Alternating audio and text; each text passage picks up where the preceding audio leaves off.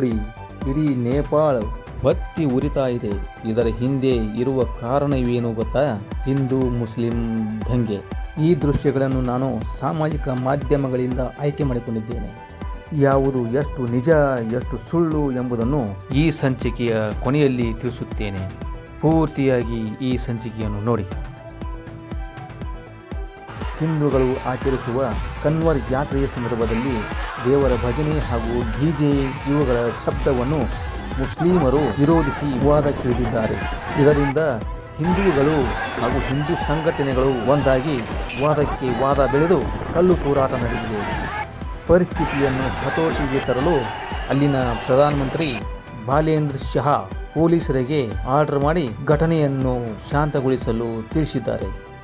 ಘಟನೆಯನ್ನು ಶಾಂತಗೊಳಿಸಲು ಮುಂದಾದ ಪೊಲೀಸರು ತಮ್ಮ ಹತೋಟಿಯನ್ನು ಮೀರುವ ಸಂದರ್ಭ ಬಂದಾಗ ಫೈರಿಂಗ್ ಮಾಡಿದ್ದಾರೆ. ಈ ಫೈರಿಂಗ್ನಲ್ಲಿ 2 ಹಿಂದೂ ಯುವಕರು ಮೃತಪಟ್ಟಿದ್ದಾರೆ. ಇದರಿಂದ ಕೋಪಗೊಂಡ ಹಿಂದೂ ಸಂಘಟನೆಗಳು ಈ ಮುಸ್ಲಿಮರನ್ನು ನಮ್ಮ ದೇಶದಿಂದಲೇ ಓಡಿಸಬೇಕು ಎಂದು ಹಠ ಹಿಡಿದಿದ್ದಾರೆ. ಹಿಂದೂಗಳೇ ಹೆಚ್ಚಾಗಿ ಇರುವ ನಮ್ಮ ದೇಶದಲ್ಲಿ ಅತಿ ಕಡಿಮೆ ಸಂಖ್ಯೆಯಲ್ಲಿರುವ ಈ ಮುಸ್ಲಿಮರು ನಮಗೆ ವಿರೋಧ ವ್ಯಕ್ತಪಡಿಸುತ್ತಾರೆ ಎಂದರೆ ನಾವೇಕೆ ಸುಮ್ಮನಿರೋಣ ಎಂದು ಈ ರೀತಿ ದಂಗೆ ಇಳಿದಿದ್ದಾರೆ ಎಂದು ಸಾಮಾಜಿಕ ಮಾಧ್ಯಮದಲ್ಲಿ ವಿಡಿಯೋ ಕ್ಲಿಪ್ಗಳು ವಿಷಯವನ್ನು ತಿಳಿಸುತ್ತಿವೆ. ಇಷ್ಟೇ ಅಲ್ಲದೆ ಕೋಪಗೊಂಡ ಹಿಂದೂ ಸಂಘಟನೆಗಳು ಹಾಗೂ ಯುವಕರು ಮಸೀದಿಗಳ ಮೇಲಿನ ಲೌಡ್ ಸ್ಪೀಕರ್ಗಳನ್ನು ಕಿತ್ತು ಬಿಸಾಕುತ್ತಿದ್ದಾರೆ. ಮಸೀದಿಗಳಿಗೆ ಬೆಂಕಿ ಹಚ್ಚುತ್ತಿದ್ದಾರೆ. ಮುಸ್ಲಿಮರು ವಾಸಿಸತಕ್ಕಂಥ ಮನೆಗಳಿಗೂ ಕೂಡ ಬೆಂಕಿಯನ್ನು ಇಡುತ್ತಿದ್ದಾರೆ. ಮುಸ್ಲಿಮರು ಹೆಚ್ಚಾಗಿ ವಾಸಿಸುತ್ತಿರುವಂಥ ಸ್ಥಳಗಳಲ್ಲಿ ಅನಾಹುತಗಳನ್ನು ಮಾಡುತ್ತಿದ್ದಾರೆ.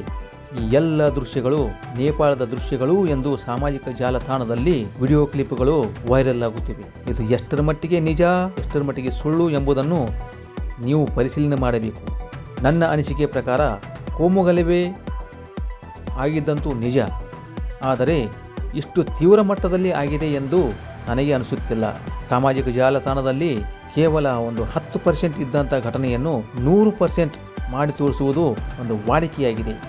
ಅದರಂತೆ ಈ ಎಲ್ಲ ಗಲಭೆಗಳನ್ನು ನೋಡಿದರೆ ಈ ಎಲ್ಲ ವಿಡಿಯೋ ಕ್ಲಿಪ್ಗಳನ್ನು ನೋಡಿದರೆ ನನಗೆ ಆ ರೀತಿ ಏನು ಅನಿಸುತ್ತಿಲ್ಲ.